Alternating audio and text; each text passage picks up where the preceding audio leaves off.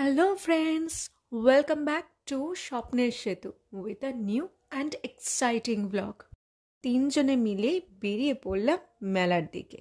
মেলার গেট দিয়ে ঢুকতেই চোখে পড়ে গেল জিলিপি আর এই সমস্ত ধরনের মিষ্টি।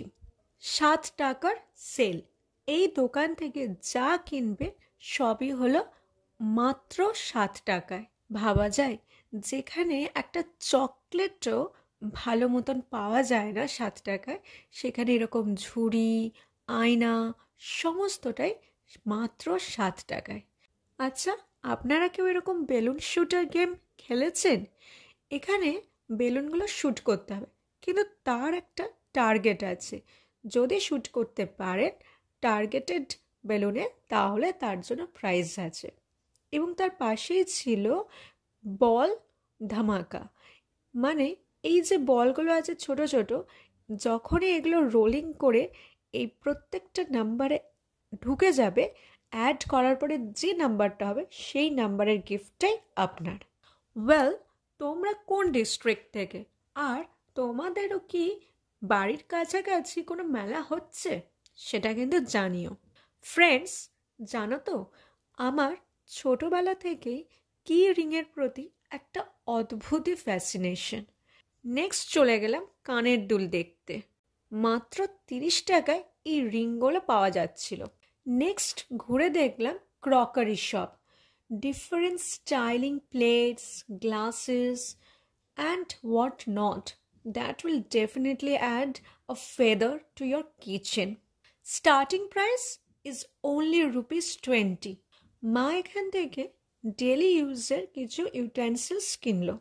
যদি আমার চ্যানেলে তোমরা নতুন হয়ে থাকো তাহলে প্লিজ সাবস্ক্রাইব করে দিও, আর পাশে থাকা বেল আইকনটা অবশ্যই ক্লিক করে দিও, যাতে নেক্সট ভিডিও ছাড়লে তোমাদের কাছে নোটিফিকেশন চলে যায়।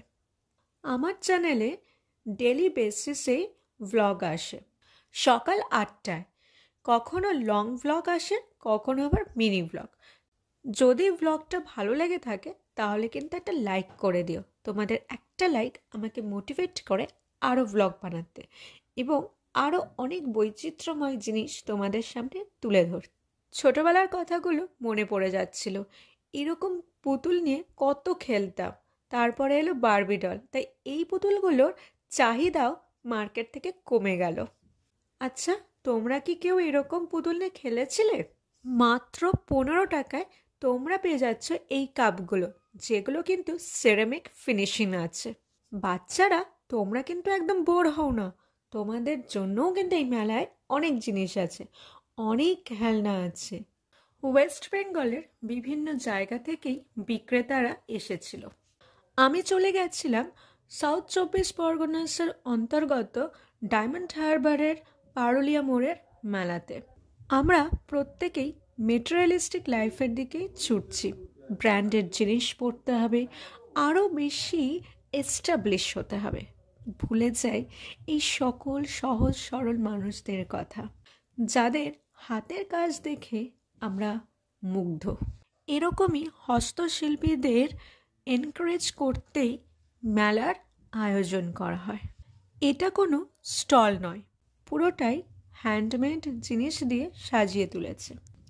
Movement of planets around the sun, তো কোথাও আবার রাধাকৃষ্ণের মূর্তি। একদিকে যেমন রুরাল লাইফকে তুলে ধরেছে, অন্যদিকে আবার আরবান লাইফকেও পোর্ট্রে করেছে। শুধু তাই নয়, এখানে বিভিন্ন রকমের হস্তশিল্পীকেও তুলে ধরার চেষ্টা করা হয়েছে। উলের কাজ, কাঁথা স্টিচের কাজ, এছাড়া কাপড়ের ওপরে পেন্টিং সবই এখানে ছিল। মেলায় এসে একটা ইন্টারেস্টিং জিনিস জানতে পারলাম। মহর্ষি দেবেন্দ্রনাথ টেগোর, রবীন্দ্রনাথ টেগোরের পিতা, এই পৌষ মেলা শুরু করেছিল শান্তিনিকেতনে। শান্তিনিকেতনের ব্রহ্ম মন্দিরকে প্রতিষ্ঠা করার জন্য। কিন্তু যুগের সঙ্গে সঙ্গে সেই মেলা বিভিন্ন জায়গায় ছড়িয়ে পড়ে। মহর্ষি দেবেন্দ্রনাথ টেগোর চেয়েছিলেন যে মেলা হলো এমন একটা স্থান যেখানে সকল ধর্মের মানুষ, সকল জাতির মানুষ একতা হতে পারে। United we stand, divided we fall. এটার জন্যই উনি শুরু করেছিলেন পৌষ মেলা। শোনা গেছে শুধু ইন্ডিয়ানসরাই নয়, ব্রিটিশার্সরাও নাকি তখনকার দিনে আসতো মেলায়। আজও এই ট্র্যাডিশন বয়ে চলেছে। কত ফরেনার্সরা আসে এই পৌষ মেলা দেখতে। এই ফুল দোকানে আপনারা পেয়ে যাবেন মাত্র 30 টাকা থেকে ফুল। এরপর একটু এগিয়ে গিয়েই পেলাম তন্দুরি চা। ঠান্ডাটা বেশ ভালোই পড়েছে, তাই ভাবলাম 1 কাপ চা খেলে কেমন হয়। ওয়ার্ম আপ করে এগিয়ে যেতেই পেলাম রাইডস। রাত তো ভালোই হলো, প্রায় এখন বাজছে 8:30। ঠান্ডার জন্য গলাটা বেশ ভালোই ধরেছে, সেটা নিশ্চয়ই আপনারা বুঝতেই পারছেন। Last couple of days I was literally not well. এখানে দেখা হয়ে গেছিল একজন চেনা মানুষের সঙ্গে। তার সঙ্গে কিছুটা সময় গল্প করেই এগিয়ে যেতেই চোখে পড়ে গেল এই গাড়িগুলোর দিকে। মা একটুখানি থমকে দাঁড়িয়ে বলল, তোরা তো হয়তো এই জিনিসগুলো দেখিসনি, কিন্তু আমরা এগুলো নিয়ে খুব খেলেছি। পিছন দিকে টান দিলে সামনের দিকে এগিয়ে যায়। এগুলো সবই ছিল ওনার হাতে বানানো। Thanks for watching, please subscribe. দেখা হচ্ছে নেক্সট ব্লগে। Till then, be happy, be healthy